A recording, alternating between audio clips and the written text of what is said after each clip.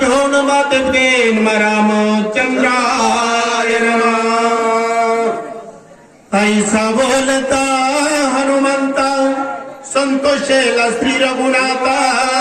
स्वानंदे डुलत पाठोता पटी कपीची.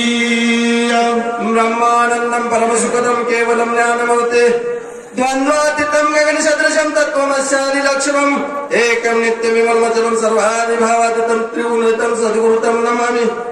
परमपूज्य गुरुवर्य आबासाहेब भोसेकर यांना वंदन करून, तसेच आपले या आवड गावचे परमस्नेही परममित्र आणि खरंच रामाचे आवडते भक्त असणारे हे वनवासी मंडळ यांच्या चरणी लागून, तसंच इथं माता माऊली बसलेले आहेत त्यांच्या चरणी नतमस्तक होऊन आणि सर्व आपले सभासद मंडळी यांच्याही नतमस्तक होऊन प्रभू रामचंद्राच्या चरणी लागून कथेला प्रारंभ करत आहे. इतका असणारा आनंद आहे, आनंदाला पारावार नाही. या आवड गावाच्या ठिकाणी आज आनंदू रे आनंदू चहूकडे आनंदू रे अशा प्रकारे गावाच्या ठिकाणी स्थिती आहे. हनुमंत त्या ठिकाणी बोलत होता. हनुमंतानं बोलला गेला. माझ्यासारखा दूत असता बघा, हनुमंताला अभिमान झालाय, मग मला सुद्धा अभिमान होतो बरं का. माझ्यासारखा सांगणारा कोणच नाही बाळासाहेब, माझ्यासारखा सांगणारा कोणच नाही. ज्याला अभिमान झाला त्याला नरकवास भोगायची पाळी येते. तिला बरी होय जरी अभिमान मेरू पर्वता समान, एवढं मात्र लक्षात घ्यावं. हनुमंतानं सांगितलं, प्रभू रामचंद्रानं ऐकून घेतलं गेलं. प्रभू रामचंद्र पुढे काय बोलतात? सवेचे बोले रघुराजा सभे जमुटी पवनात्मादान. सग्र कहून आले काजा बंधु राजा उठवाया. हनुमंता मी सांगतो म्हणले. खरंच सांगायचा अधिकार कोणाची कोणाला असावा. खरंच जो सद्गुरूला अनन्य भावेने शरण गेलेला आहे आणि सद्गुरूची सेवा करतो आणि त्या सद्गुरूला शिष्याला सांगावं आणि शिष्यानं ते काम करावं, आणि तोच असणारा हनुमंत होता म्हणले. हनुमंत आपल्यासारखे नाही बरं का. आपल्याला गुरुनं काम सांगितलं आज नाही तर उद्या नाही तर परवा दिवशी आपण म्हणतो, पण तिथं हनुमंतापासून होता. हनुमंताला म्हणला, अरे हनुमंता जा, लवकर जा, मी सांगितलेलं कार्य कर, औषधी घेऊन या, माझ्या लक्ष्मणाला उठवायचं आहे. स्वस्त असो तुझ चिंता, स्वस्त असो जीवित, अंग प्रत्यंग समजता कपिला थान जगझेई. बघा, सद्गुरूचा आशीर्वाद घेतल्याशिवाय करण नाही. सद्गुरू वाचणे सापडलेला सोय, धरावे ते पाय आधी आधी. संसारात आलं की सद्गुरूच पाहिजे. सद्गुरू जर नसत तर किती वेळा जन्मावे, किती व्हावे फजित. प्रत्येक जन्माच्या ठिकाणी गेलं की दुःख भोगायचंय. एका ठिकाणी नाही बरं का, 84 लक्ष कोटी येऊनी पेरा मग लागे वारा मानवाचा देव फळे बरं का. इथं हनुमंताला सांगितलं काय करायचंय, मी सांगतो तसं कर, जा म्हणले, आणि लवकरात लवकर जा. आणि आता आणि म्हणले काय कर, लवकर जा, माझं असणारं लक्ष्मण आहे आणि त्याला वाचवायचं आहे आणि ते कार्य तुझ्या स्वाधीन करत आहे आणि ते कार्य लवकर तू कर म्हणले. स्वस्थ असो तुझ लागी, कल्याण असो सर्वांगी, सर्वदा विजयी जगी तनु सर्वांगी सुधाडा. जर सद्गुरूचा आशीर्वाद मिळाला की स्वस्थ मन होतं, विजयशी त्याला प्राप्त होती. यश, औदार्य, धन, वैराग्य काय असं ते षडगुण ऐश्वर संपन्न कोण होतो, ज्याला सद्गुरूचा आशीर्वाद मिळाला तो होतो. बघा, सद्गुरूला जर अनन्य भावनेनं शरण गेलं की भगवंत व्हायला टाइम लागत नाही. आणि कारण का, भगवंताला षडगुण ऐश्वर्य आहेत आणि त्या ऐश्वर्य असणारे हनुमंताला प्राप्त होते. यशच होता बरं का फक्त, पण तरी सुद्धा अभ्यास कुठंच बाळगत नव्हता. सर्वच तुला कल्याण हो. हनुमंताला आम्हाला आशीर्वाद दिला. हनुमंत होई चिरंजीवी, ते हे जीवित्वा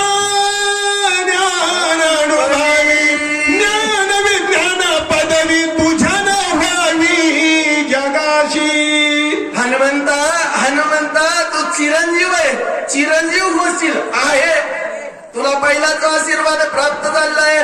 पण काय ज्ञान अज्ञान वैभव प्राप्त हो.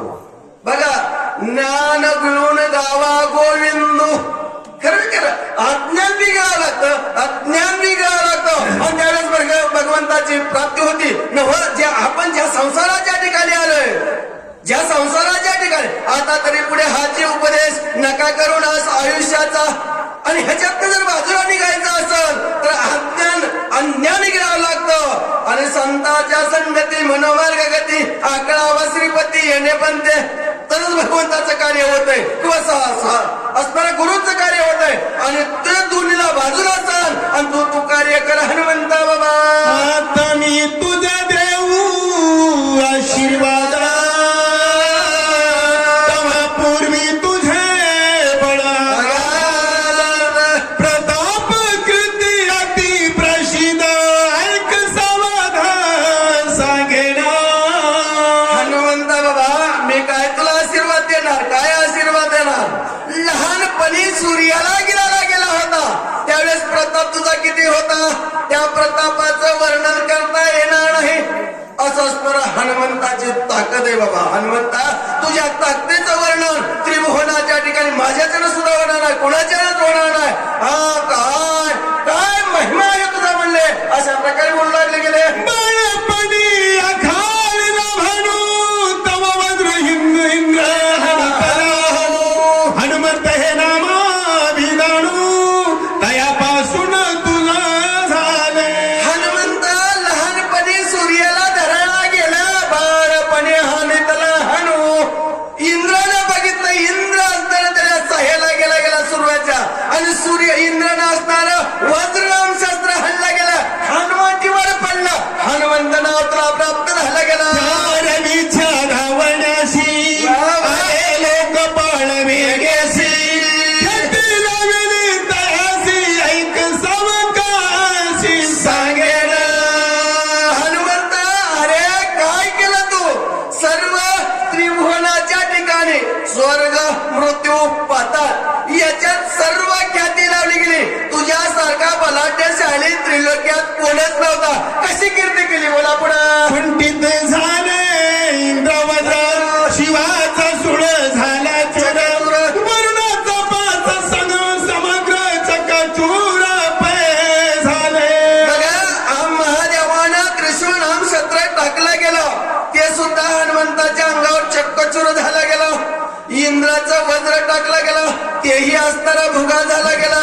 यमाचा असताना वज्र दंड टाकला गेला, तो सुद्धा भुगा झाला गेला. म्हणजे तिथं सांगायचं म्हणजे शब्द पाशात न बांधला जाणारा रामभक्त हनुमंत आहे. बोला पुढं. तुतनामादी वरुण पास दुसरा स्वामी असुराम पास तिसरा कर्माचा कर्म पास तुझ विरेशा. बघा, आपण याच्यात अडकलेलं जीव आहे बरं का. कर्म तर आपल्या पाठीमागचं कधी संपतच नाही म्हणण्यापेक्षा कर्म केलेलं संचित रूपाने साठलेलं आहे आणि प्रारब्ध रूपाने भोगण्याकरता हा नरदेह हे मिळालेला आहे. आणि भोगल्याशिवाय मरत बी नाही बरं का, लक्षात ठेवा. किती बी प्रयत्न करा मरण्याचा, पण मरणाला भोगावं लागतं. तुला या कर्मबंधनाचा पाश बाधत नाही, वरुणाचा वरुण पाश बाधत नाही, एमाचा एम पाश बाधत नाही. याच्याही पुढे जाऊन काय बोलतात बोला. धर्म पास ज्ञान पास अंकराचा पास ब्रह्म पास तुझ सहसा बाधीना. बघा, हनुमंताला किती अहंकार व्हावा लागत होता. माझ्यासारखा वाचणार कोण नाही म्हणूनच पराण्यावर येत आलोय. किती अभिमान झालाय. पण अहंकार असणाऱ्या आमच्या हनुमंताला बाधत नव्हता, काय सुद्धा करत नव्हता बरं का. ते कर्माचा कर्मपाश बाधत नव्हता. ज्या धर्माच्या ठिकाणी जन्म घेतलाय, बघा मुस्लिम धर्म आहे बरं का, आपण हिंदू धर्माच्या ठिकाणी जन्माला आलोय. पण हिंदू धर्माची पताका घ्यायला आपली लाज वाटते बरं का. आपल्याला लक्षात घ्या, लाज वाटते. कारण का, आपण जाऊ दे की काय रोज रामायण करायचं म्हणून नडले का.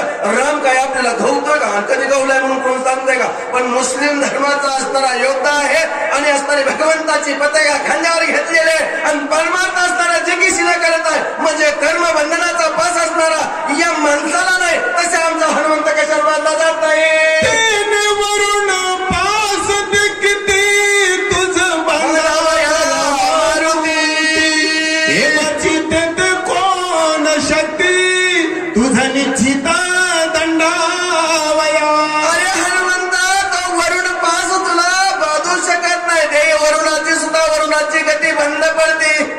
मग बघा आपल्यासारखा पामरजीव यमाच्या पासात गुंतलेला आहे. एक वेळ जन्माला आला की एक वेळ मरायचं बरं का, कुणाला चुकलेलं नाही.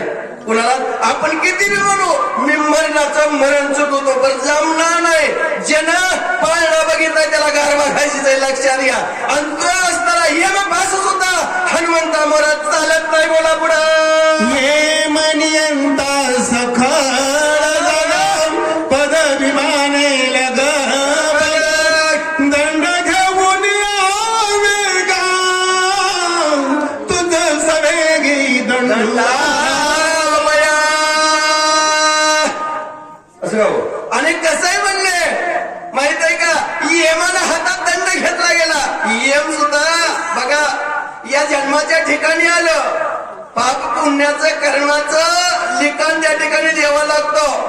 बघा बराबर असणारा आपला उजवा हात जाऊन यमाच्या दारात लिहून ठेवतो काय लिहिलंय ते, आणि त्याचा बदला असणारा यम हातात दंड घेतो आणि आपल्या जीवाला रट्ट मारित असणारा यम लोकांच्या ठिकाणी निघून जातो. जर पुण्य असेल तुमचं चांगलंय, माझं काय पुण्य नाही करा, तुमचं पुण्य असेल तर स्वर्गाला वैकुंठाला जाताल. पण आम्ही यमाच्या दारात जाताना यम लट लट टर टर टर टर मारे घेऊन जातो. ते सुद्धा असणारा यमाचा दंड तुझ्या पशी चालत नाही, त्याला सुद्धा कळतो असा असणारा तो हनुमंत प्रेमाचा यमदंड पाही बरं मोडून गेला तुझ्या देही.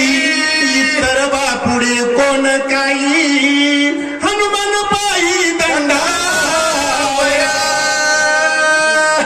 कसं आहे म्हणले, अरे म्हणले त्या यमाचा यम दंड सुद्धा मोडला गेला. आपल्यावर हाणून का, आपण एवढं ताकदवान आहे का, आपली एवढी भक्ती का, आपण एवढ्या नामचिंतनात लोक झालाय का, होणारच नाही. हनुमंत नामचिंतनात लोक होता म्हणूनच तर यमाचा दंड हनुमंतावर टाकला गेला. तो सुद्धा त्या ठिकाणी मोडून गेला का, जो अखंड नामाचं चिंतन करतो त्याचं वज्र शरीर झाल्याशिवाय राहत नाही बरं का, वज्र शरीर होतो. आणि ज्याच्यापाशी नाम नाही त्याचं काटाड्यासारखं शरीर झाल्याशिवाय मी कशाला बोलू. म्हणजे तसा तर हनुमंत होता, यमाचं काय तुझ्यापाशी चाललं नाही म्हणजे अग्निवायू कुबीर चंद्र सर्व तुझे झालं की एवढा धाटू साचार हनुमान विरती लोकी. राम म्हणतात यम आहे, वरुण आहे, कुबेर आहे, इंद्र आहे, चंद्र आहे, सर्व असणारे तुझे किंकर झाले. दास्यत्व भक्ती करू लागले हनुमंता. अरे तुझ्या हनुमंताचं वर्णन काय करावं, मी काय वर्णन करणार. राम बोलू लागले गेले आपली या प्रताप शक्ती लावून सकळांची रोध होती वज्र दे आयुषी ख्याती ती जगती मिरावी. कारण का आपल्या प्रतापाचे वर्णन करायची ख्याती हनुमंताची पैसे आहे का नाही. मी म्हणेल लगेच रात्री कसं काय सांगितलं, चांगलं सांगितलं. आपली कीर्ती आपण वर्णन केल्याशिवाय राहत नाही. आपली कीर्ती आपण वर्णन केलं की नरकवास भोगावा लागतो, अशी परिस्थिती आहे. आणि इथं हनुमंतापाशी केलेल्या प्रतापाचं वर्णन हनुमंत कधीच करीत नव्हता. याच्या व्यतिरिक्त असणारा हनुमंत होता. काय तुझं वर्णन करावं म्हणले, कायशी माझे वरदान अतुर बळी वायू नंदन वेगे करून मोठाण बंधुरत्न महदेवा. रामा लक्ष्मण हनुमंत अरे तुझं काय वर्णन करावं, काय करावं वर्णन. उठके म्हणले वाचता वाचता उड्डाण कर, औषध घेऊन ये. आणि लक्ष्मण रामचंद्र सकळ वानरा पिंजरलाय कपिंद्रा अतिभासोर भासात. प्रभू रामचंद्राने सांगितलं लगीच्या लगीचा. काय केलं, हनुमंताला आनंद झाला. कसं केलं, भीम रूपी वज्रहान मारुती बनारी अंजनी सुद्धा रामदूता प्रपंचना भयंकर असणारा आकाशाला टेकन द्यावा की काय, अशा प्रकारे उंच अवाढव्य रूप धारण केला गेला. काय होता बोला पुढं, पिंजरील्या रोमावळी दिसे विक्राळा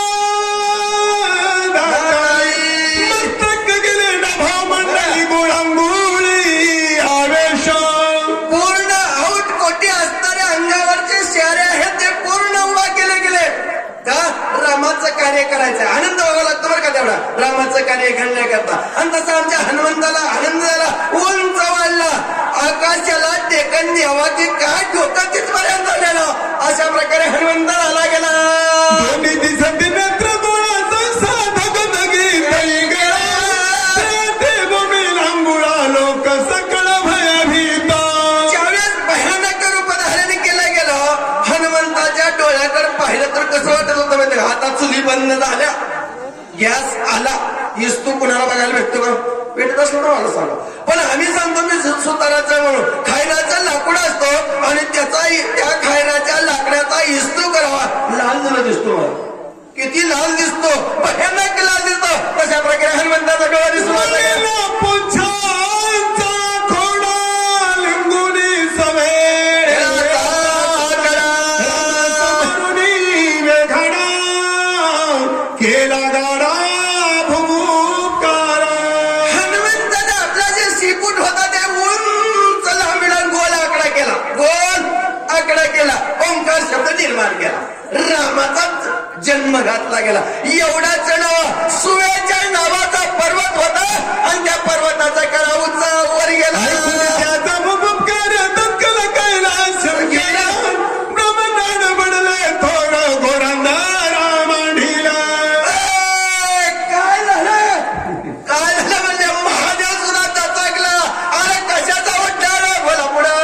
आखाड प्रिय कायासी दृष्टी प्राण रुद्र निमित्त दृष्टी इंद्रादिका पडली संकटी प्राणकंठी दाटले. इंद्र होते, चंद्र होते, वरुण होते, कुबेर होते, यक्ष गण गंधर्व किन्नर आदी करून सर्व दचकले. कशामुळे?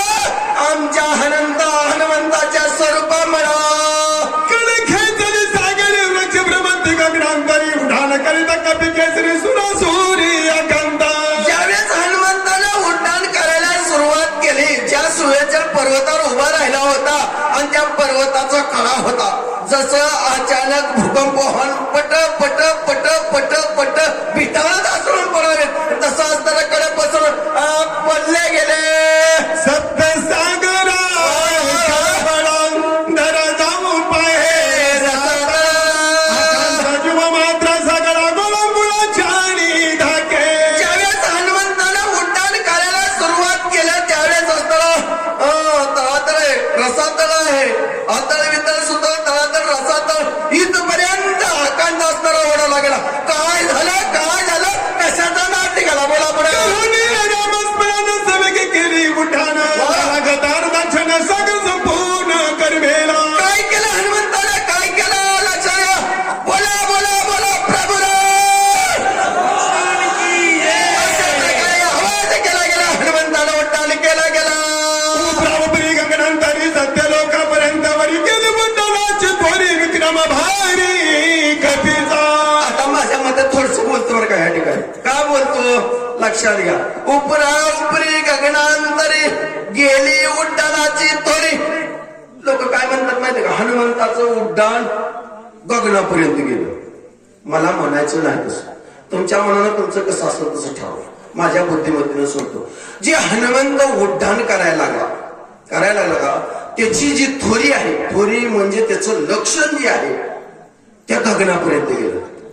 ते जर लक्षण गगनापर्यंत जर नसतं गेलं तर महादेव दचकला नसता, चंद्र दचकला नसता, इंद्र दचकला नसता, वरुण दचकला नसता, कुबेर दचकला नसता, यक्ष गण गंधर्व कोणीच दचकलं नसतं.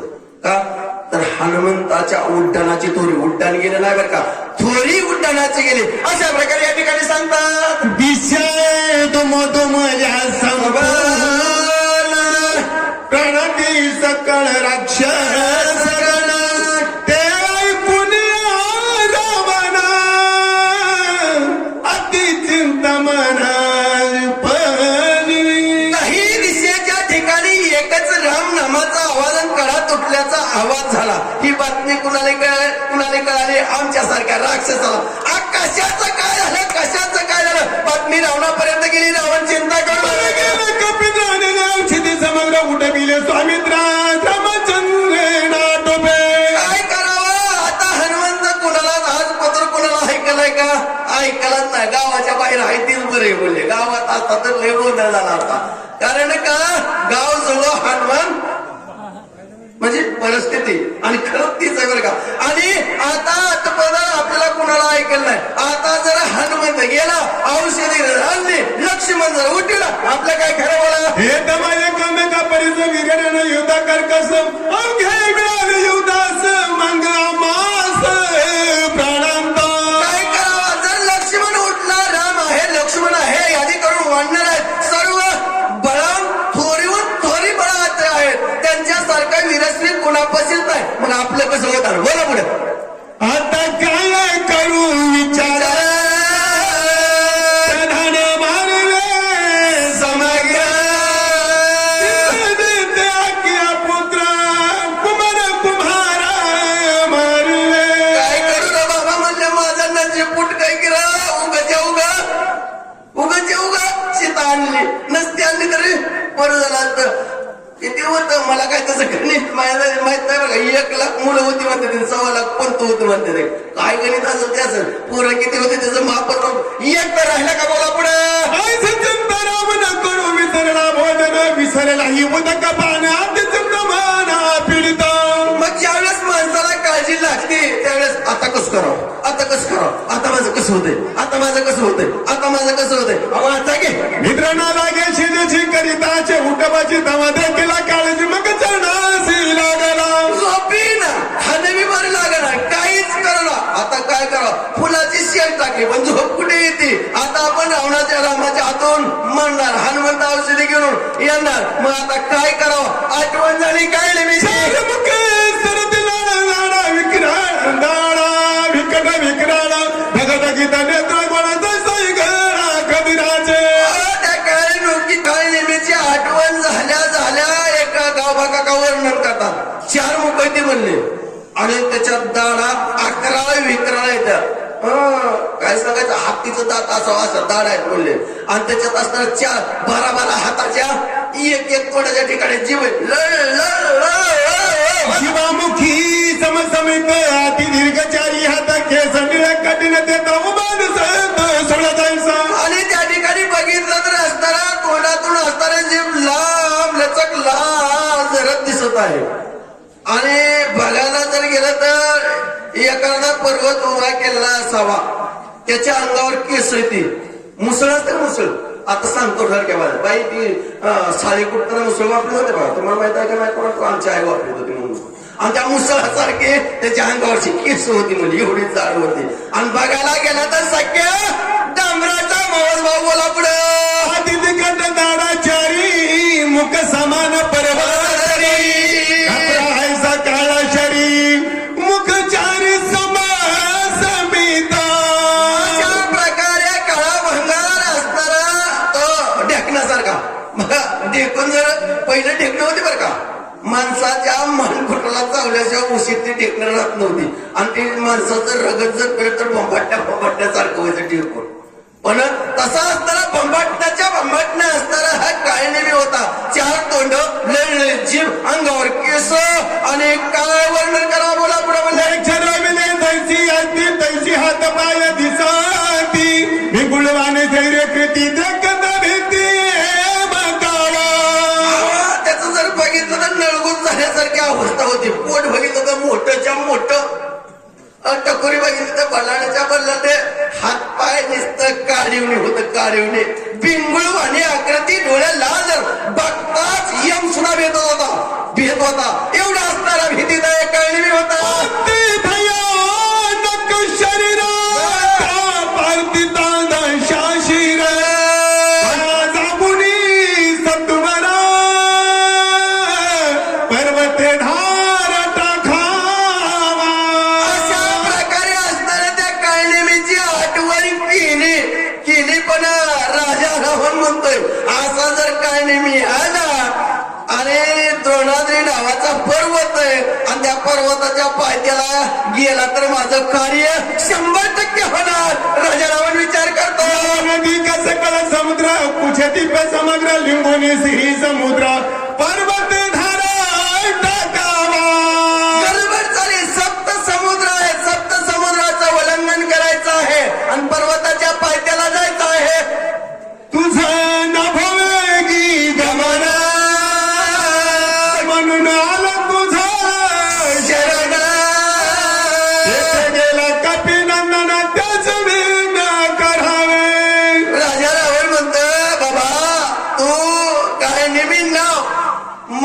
सोनेरी कपटी काळा भंगार तुझं वर्णनच करायला कमी पडतोय म्हणले मी.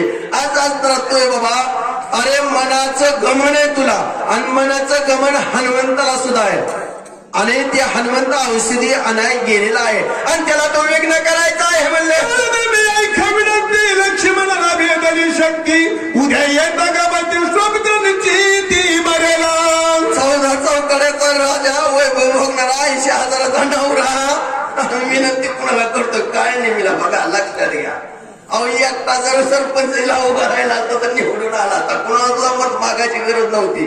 एवढं वैभव होत पण एका आत्ताऱ्या राक्षसाला विनंती करतोय म्हणले तू लवकरात लवकर जा हनुमंत औषधी आणणार आहे आणि हनुमंताला तिथं आले औषधी काय आणून देऊ नको अशा प्रकारे बोलला गेला. याला वायू नंदन करोन सभे गे उठान औषधी आणून स्वयं लक्ष्मण उठविला. आणि मी तुला विनंती करतोय का लक्ष्मणाला शक्ती हल्ले कपट केलं शक्ती हल्ले आणि शक्तीनं लक्ष्मण धारण्यात पडलाय. किती प्रयत्न केलं माझ्या जीवाला माहिती आहे म्हणले. एकदा लग्न करायचं म्हणलं तर किती पैसे द्यावं लागतात गणित पहिल्यासारखं राहिलं नाही. म्हणजे किती लक्ष्मणाला मारण्याकरता मी किती प्रयत्न केले तर. आणि आता जर ही लक्ष्मण जर त्या हनुमंताला औषधी जर आणली आणि लक्ष्मण जर उठला तर पुन्हा कसं होणार आहे याच्याकरता तू जा आणि त्यावेळेस तरी हनुमंताला आल्या म्हणला उद्या येता गबसी आणून औषधी समजती वाचव वयानिच्छती प्रतिज्ञा मारुती करून गेला. अरे काय नाही मी लक्षात घ्या काय नाही मी ध्यान केलं हजर राहिला होता बरं का. कपटाची माया कपट गती कशी असते सांगता येत नाही. लय लागू असते सत्याचं दमन असतं कपटाचं लवकर असते.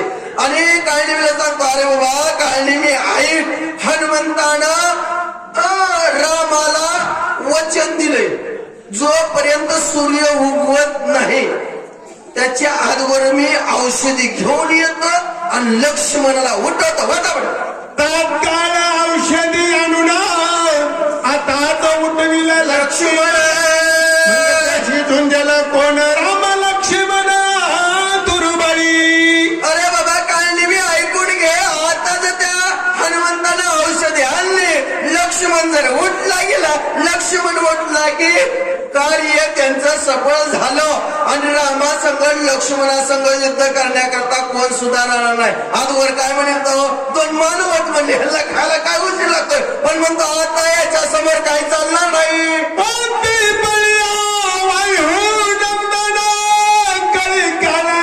टोपे सखळ वन्नर गणा त्याशी कोण झुंजे. काय सांगायचंय म्हणलं एकदा जर असताना ही लक्ष्मण उठला की रामामुळे बी काय चालणार नाही. आणि हनुमान येणच माझी चालू वाट लावली म्हणले. पहिल्यांदा म्हणत होतं माकडे पण या माकडामुळे आपलं काय सुद्धा चालत नाही बघ म्हणले. आणि याच्यासारखे कितीतरी वानर आहेत म्हणले एकाहून एक बळी रे अशा प्रकारे वानर आहेत. आणि मग आपलं कसं व्हायचं बोला पुढे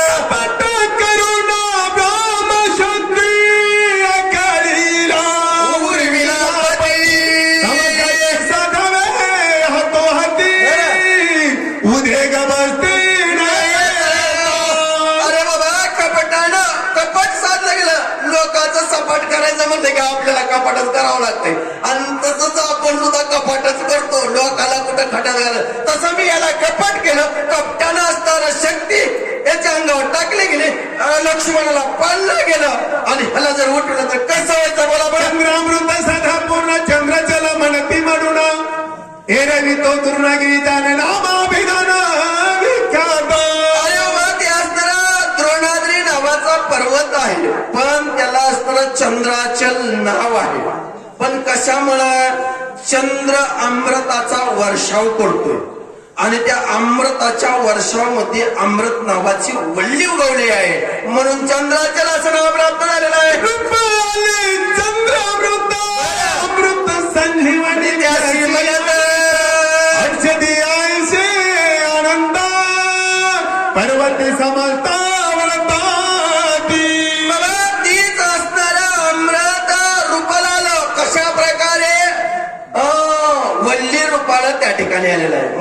त्याला चंद्र अमृत अशा प्रकारे नाव पडलेलं आहे. आणि तिथं असताना हनुमंत गेलेला आहे आणि तिथली औषधी आणले. लक्ष्मण 100% उठणार आहे म्हणले. तेथे गेला कपिनंदन बहुबाया खोडोनी आपण त्याशी करावे विघ्न सूर्यदळा याच्याकरता सांगतो औषधी आणण्याकरता हनुमंत गेलेला आहे. 50 घ्यायचे बरं का, 50 करला द्यायचे. आणि म्हणले तिथं जर गेलाय कोण, हनुमंत गेलाय आणि हनुमंतानं जर औषधी आणले तर आपलं काय होणार आहे, आपलं सारं वाटलं होणार आहे. याच्याकरता तुला सांगतो काय नाही मी, तुझा तू प्रयत्न कर. कपटाचा पुतळा आहे, राक्षस जातीचा आहे, काळ्या भंगारा आहे आणि तसं समोरच्याचं काळ करायचं बघ म्हणले. अशा प्रकारे काळणीला सांगितलं गेलं. ते मायाचे लक्षण दटाधारी सर्वांगी भस्म गळना असा धारणा ऋषी वेश. बघा त्या असणाऱ्या काळणीवीनं रूप कसं धारण केलं. म्हणले जटाधारी संन्या म्हणजे संन्यासाचा वेश असावा. पूर्ण अंगावर सारे केस डोक्याला लांब लांब लचक लांबले महाराज. वल्कलंबर झाडाच्या साली नेसलेला आहेत. जसं पांढरे शिपट कपडे घालावत, गळ्यात मोठ्या मोठ्या मण्याची माळ, 3 एकर 18 गुंठ गंध, पण बगड्यासारखे आवला. बगडा कसा असतो, माश्यात पाण्यात उभा असतो पण त्याचं लक्ष कुठं असतंय, माशाकडे असतं. तसं नसावं बरं का. आणि तशा जातीतला असताना हा काय नाही होता. बोला पुढे. तापासी वेश धरो पूर्ण करवास राम निर्माण गोवा कपिनंदन मापन करावी. तापस वेश धारण करायचं आहे. बघा पुढे येणारा कोण आहे, संत आहे. बरोबर मी म्हणलं संताला संत मिळावं बरं का, चोराला चोर मिळून काय फायदा नाही. हे हनुमंत संत आहे, तो बी संत व्हायचा आहे. संत म्हणजे तापस्वेशी. बघा संत म्हणा साधू थोर जाणार, साधू थोर जाणार, साधू थोर जाणार कलियुगी जन सहाला बाजूला काढले तो साधू. ही काय साधूच्या जातीचं होतं का, पण साधूचा वेश धरायचा सांगितला, संताचा वेश धरवले. आणि तिथं असणारा आश्रम निर्माण कर, सुशील चांगल्या प्रकारे पाणी पाहिजे आणि चांगल्या प्रकारे फुले पाहिजेत, चांगल्या प्रकारे वृक्ष पाहिजेत. सर्व असणार त्या भक्तांना पाहिल्यावर भक्ताच्या मनाला आनंद वाटावा अशा प्रकारे आश्रम निर्माण कर.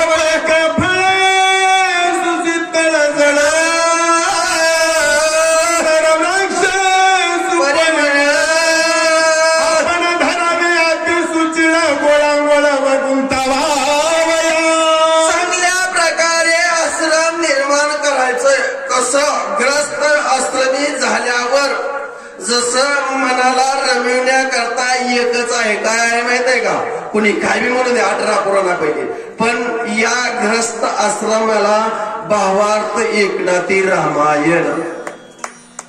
कारण का माणसाला रमित, माणसाला आनंद देत आणि माणसाला निज मोक्ष प्राप्त करून देणारं रामायण. कारण का रामायण ऐकायचं म्हणून ऐकायचं नाही, सोडून द्यायचं नाही. जसं ऐकलं तसं आचरण करायचं. आचरण केलं की नक्कीच मोक्ष मिळतोय. आणि तसं इथं असताना संताला समाधान मिळण्याकरता वैभव चांगल्या प्रकारे करायचंय. हनुमंत संत आहे आणि संताला त्या ठिकाणी अडकून ठेवायचं म्हणलं. निष्ठा दावावे ब्रह्मज्ञान कथेसी वर्णावा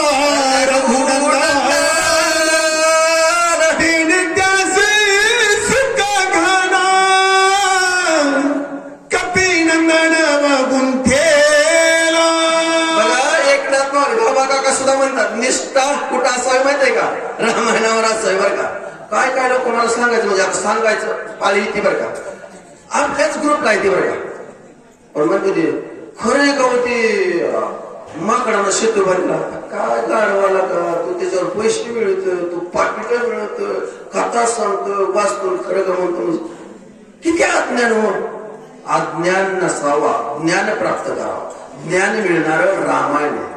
म्हणजे रामायण सत्य झालं नाही ही सुद्धा तुझ्या मनात येत नाही म्हणलं किती कमाल आहे म्हणायचं. आणि चांगली चांगली हुशार लोक आहेत ती, काय त्याचं नाव सांगायला नको आता, इतकी परिवारपणाची नाव लौकिक लोक येते ती सुद्धा असे म्हणते ते मला कसं. आणि तसं असताना चांगल्या प्रकारे असताना तू बाबा कथा काय करायचं आहे. काळनिमीला राजा रावण सांगतोय ती रामाचा दूत आहे. मग रामाच्या दूताला अहो मगच परवा दिवशी असताना लावण म्हणला रामायणाचा भक्त, रामायणाचं म्हणजे दोन भक्त भेटले की तुम्ही आम्ही काय करावं, रामायणाचीच कथा करावं, प्रपंचातली कथा करू नये. प्रपंचातली कथा केली तर नरकवास आहे आणि रामायणाची कथा केली तर उद्धार आहे. तसं ही रामाचा भक्त आहे. मग ह्याला आवडीने भावे हरिनाम घ्यायची, तुझी चिंता त्याशी सर्व आहे. कारण का त्या प्रभू रामचंद्राचं चिंतन तू करायचं आहे आणि त्याला तू सांगायचं आहे. काळनिमीला सांगितलं गेलं आदित्य करावे हनुमंता सांगावी रामकथा बुद्धी पडे कपिनाथा सर्वता करावे. काय करावं नाही तर का आपल्याकडे आमच्याकडे म्हणाल. कारण का आधी तिथं आम्हाला वाढायचं नाही किंवा सुताक पडलं म्हणजे वाढायचं नाही का, असं कुठं आहे. सुताक पडल्यावर काय म्हणते 18 पुराणापैकी एक पुराण आहे गरुड पुराण वाचते. ती वाचल्यामुळं त्या जीवित मृत आत्म्याला शांतता मिळते ते वाचल्यामुळे. मग दान करा, दान केल्यामुळे सुखप्राप्ती होती. कधीच म्हणलं का आम्हाला वाढायचं नाही, सुतक असलं तरी वाढ, काय हरकत नाही. इथं असणारा आदित्य करावं भक्ताचं काय सांगितलं, जी असणारा हनुमंत रामाचा भक्त आहे. आणि ते आल्याबरोबर आमच्याकडे कशाला आणलंय म्हणालो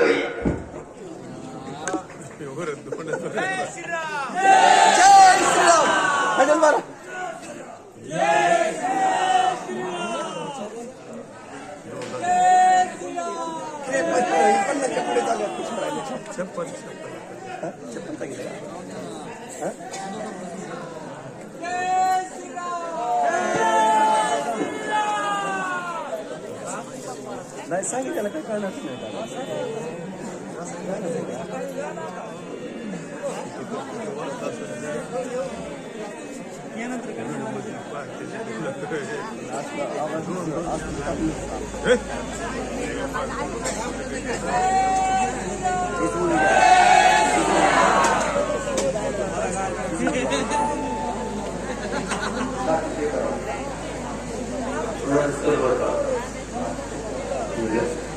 ते महाशूर राक्षसी प्राणी मात्र सगळा ग्रासी आपण युक्ती साधावी ऐसी ते कपिंद्राची ते गिळी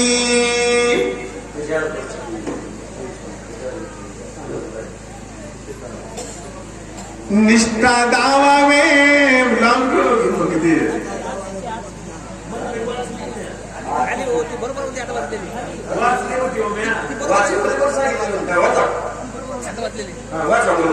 आदित्य करावे हनुमंता सुरस सांगावे राम कथा जनबुद्धीपणे कपिनाथा ते सर्वता करावे.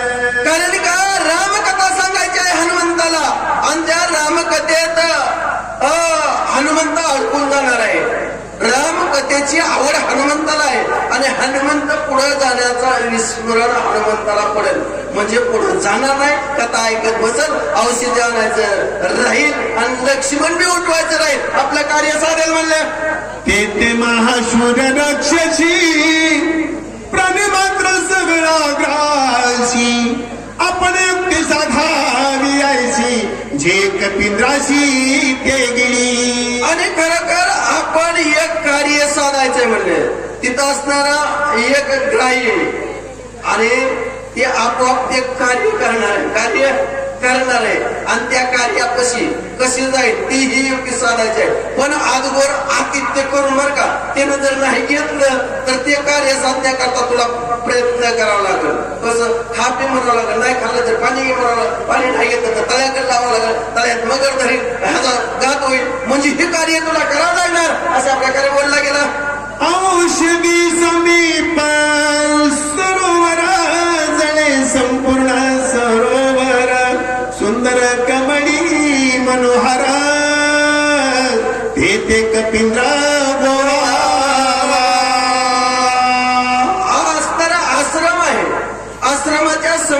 असणारं एक तळ आहे आणि त्या तळ्यात असणारं जे हनुमंताला कार्य करायचं आहे, जे हनुमंताचा नाश होणार आहे आणि ते मगर तिथं आहे.